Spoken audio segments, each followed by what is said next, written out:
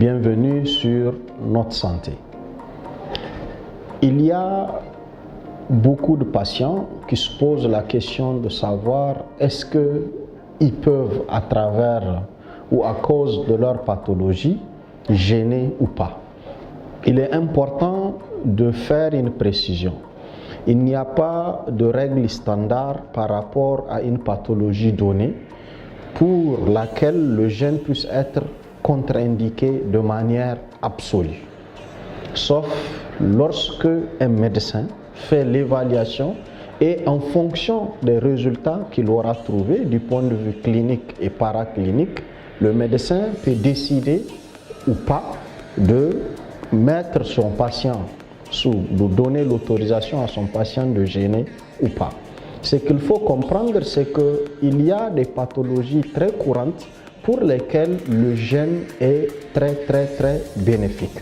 Parmi ces pathologies, il y a d'abord le diabète, quel que soit le type. Donc, soit-il du diabète du type 1 ou de type 2, le gène est très bénéfique pour ces pathologies. Vous vous souvenez, pour tous les patients diabétiques ou hypertendus, dans le cadre du traitement, le médecin a toujours prescrit un régime hygiéno-diététique. Et lorsqu'on parle de régime hygiéno-diététique, on parle de certaines restrictions par rapport à une certaine catégorie d'aliments. Et bien là, le gène va venir contribuer au respect de ce régime hygiéno-diététique. On sait aussi que le régime hygiéno-diététique, son respect est beaucoup plus important que la consommation des médicaments.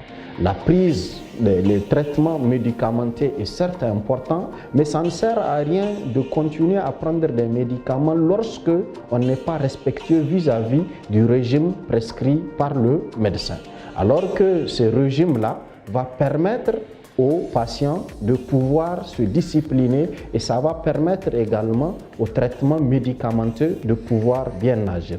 Donc dans le cas du diabète, comme dans le cas de l'hypertension artérielle, c'est qu'il faut comprendre, les patients souffrant de ces maladies doivent d'abord voir leur médecin qui vont les évaluer et qui pourront leur dire en fonction de leur état, est-ce qu'ils peuvent gêner ou ne pas gêner. Ce qui n'est pas bon, c'est de décider de manière unilatérale à cause de sa pathologie, de dire qu'on ne peut pas faire le jeûne. C'est tout pour notre numéro d'aujourd'hui. Merci de nous avoir suivis. Merci de vous abonner à notre page Facebook et à notre chaîne YouTube pour ne pas rater nos prochaines vidéos. Wassalamu alaikum wa rahmatullahi wa barakatuh.